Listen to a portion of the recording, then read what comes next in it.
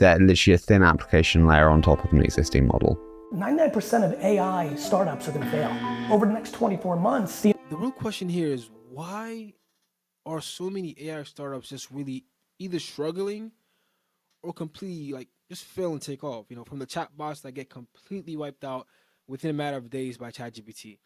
And that's basically what I want to cover today. Those key problems that I'm seeing a lot of AI startups really face, obviously from being commodities to having the execution challenges. And I want to unpack those critical issues that I'm seeing multiple startups really face. By the way, if you're wondering, how do I know the problems that AI startups are kind of really facing, is mainly because behind me is this company over here that I own. We're a marketplace. We help individuals, founders like yourself, raise capital, go public, and so many other things. So we see it firsthand a lot of times, what obviously hinders companies like yours from scaling, growing, and getting to that exit, if that kind of makes sense. So if you're building an AI company, or you're just interested in this space, let's just really get into it. And the first big issue that I'm really seeing a lot of AI startups face is commoditization. And the reality is that, AI technology is becoming more accessible than ever. Even my grandmother's probably using it by now. We have models, tools, and frameworks that are just widely available to even people in kindergarten. Meaning that basically, there's a lot of startups basically that are building similar products, because if you have an idea for something, you can pretty much without doubt know that someone else has the same idea, and if they have the same tools, they're probably going to build the same thing also. So as a result to that, there's many AI solutions, and obviously the more of something there is, the less demand obviously there is. You kind of become a commodity, if that makes sense. So there's really a lack of differentiation, which is really a huge risk, because without a unique edge, aka a moat, your startup really, you can get easy lost in the crowd basically, if that kind of makes sense. So to really kind of combat that problem right there, you as a founder, I believe, you should just go ahead and really focus on specialization. Instead of just trying to be a jack of all trades, find that niche, where you can just really be that expert. I mean, look at companies that focus on, for example, specific applications like healthcare, for example, or customer service automation. It's about really narrowing your focus. You can build that authority and create a brand that really stands out. Okay, that ChatGPT can just wipe out within a couple of days.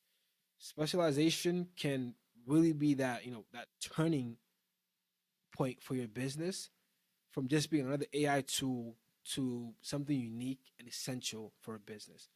And just a pro tip on that, just to kind of build on that, is Peter Thiel's approach on monopolizing. I would really, instead of reading his book, you could just really go ahead and watch that keynote he did at Stanford, and really listen to that once, twice, or at least three times, really to get that idea of how you could complete, just start from a little target demographic you're targeting to eventually scaling through different verticals and becoming a global giant, for example, like Google, Facebook, or so on and so forth.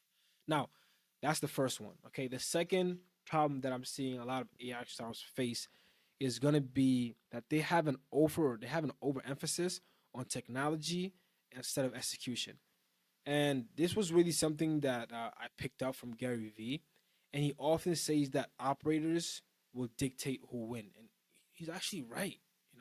Like many AI startups, just they try to focus on developing cutting edge technology, and they really overlook the importance of execution. They're all about the product, which is great, but then they lack the operational expertise.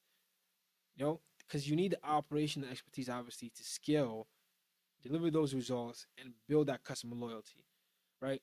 And just let's listen to Gary Vee real quick. 99% of AI startups are going to fail.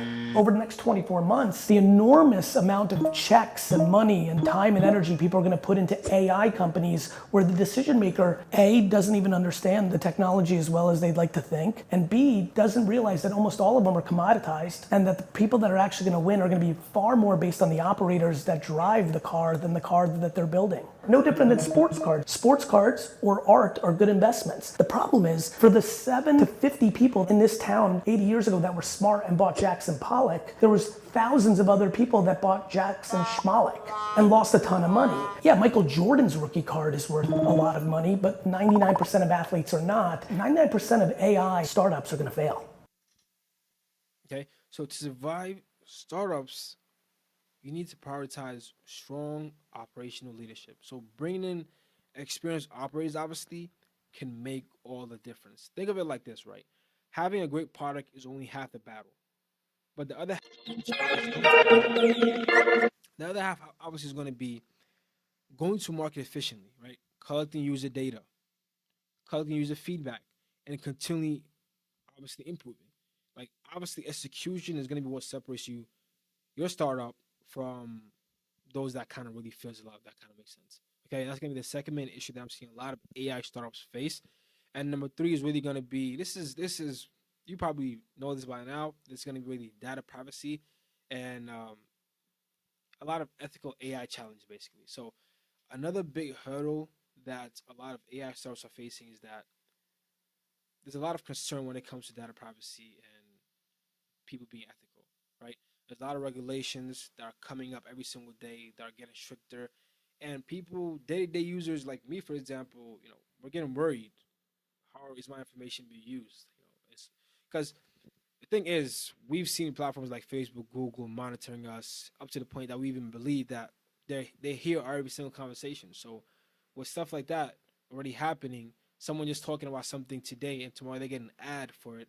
There's a lot of fear in the market. People are kind of really afraid. They want to know what the information and how the information is kind of being used. And the solution here is really simple. Just really be transparent, be ethical, use ethical practices, obviously, because it goes not only to it's beneficial to you in the long run because once you establish that trust of being open, right, about your data practices, you basically showcase that you're committed to ethical AI and you're more likely to obviously gain the public's trust, which basically obviously means more long-term customers, more better ratings, more trust, and it goes a long way. Okay, that's gonna be third biggest problem that I'm seeing a lot of AI companies really face. And I'm gonna add a bonus one to kind of just wrap up. And this is something that you can just kind of use. This is a strategy that you can really implement into your AI business that can without doubt, okay, this without doubt will help you eradicate all of the three problems that I previously mentioned. And this is going to be really a strategy that I was inspired by. I heard from Imad actually. And one thing is, right, a lot of AI startups, like one of the key challenges they're facing is they don't have an defensible moat. So, okay, I have this AI for copywriting, I have this AI for this, but then all of a sudden ChatGPT goes ahead and just completely wipes it out, right? And you need something that truly sets you apart. I'm gonna put in the clip that Imad basically. I'm gonna put in this clip right here. Listen to Imad real quick, then I get back to me. Plastic now, so you can go in and give them an integrated thing saying, you will be my test case, I will help you upgrade as a skunkworks lab and build a system alongside your system, as it were. And you think enterprises will say, sure, take I think now they will, if you can keep their data inside internally. And I think, again, with better open models, you can enable that. So people can build on top of open models. There are dedicated instances on Cohere and others as well. And so the tooling is now catching up so that you can have a new generation of startups where their first customers are massive companies they would never get otherwise. The solution here obviously is to integrate deeply with enterprise customers, right? So if you apply strategies just like Harvey, you can basically approach large firms, right, and co-build solutions directly into their system. And this really helps you tackle all the three main problems we just talked about in one shot, okay? Because now you're working closely with enterprise companies, okay? Your starter can basically customize the AI models to specific needs, basically meaning you're going to be able to create a unique value that's hard to replicate.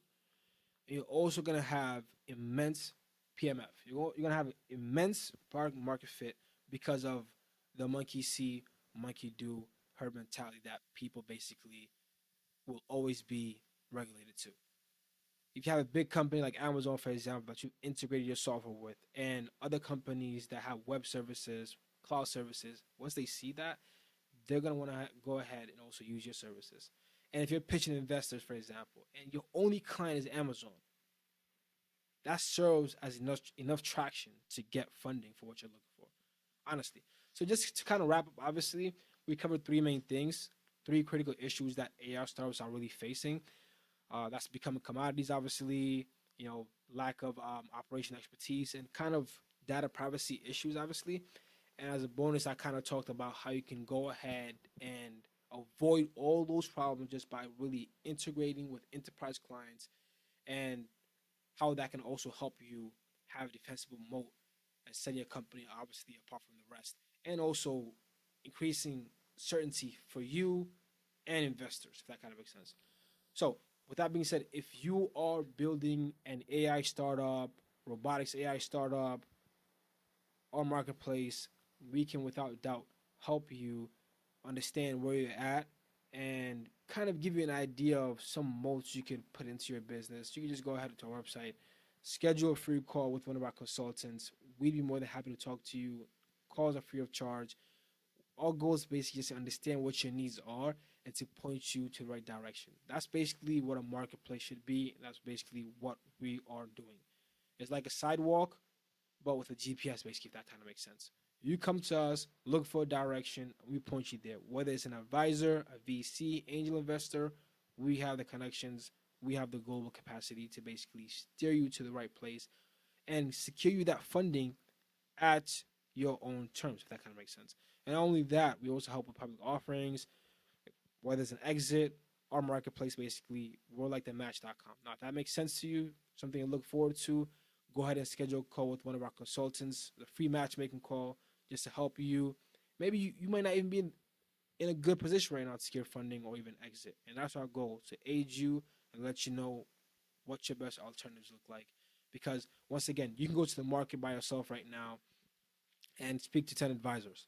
But with a platform like ours, for example, we give you the ability to kind of speak to more than 1,000+ advisors without spending any time. We take care of the due diligence and talking and everything, and finding that advisor that meets the criteria you're looking for, presenting them to you on a silver platter, and then having you basically make that decision for yourself, if that makes sense. Now, that being said, this is Robin, and we look forward to seeing you on the other end.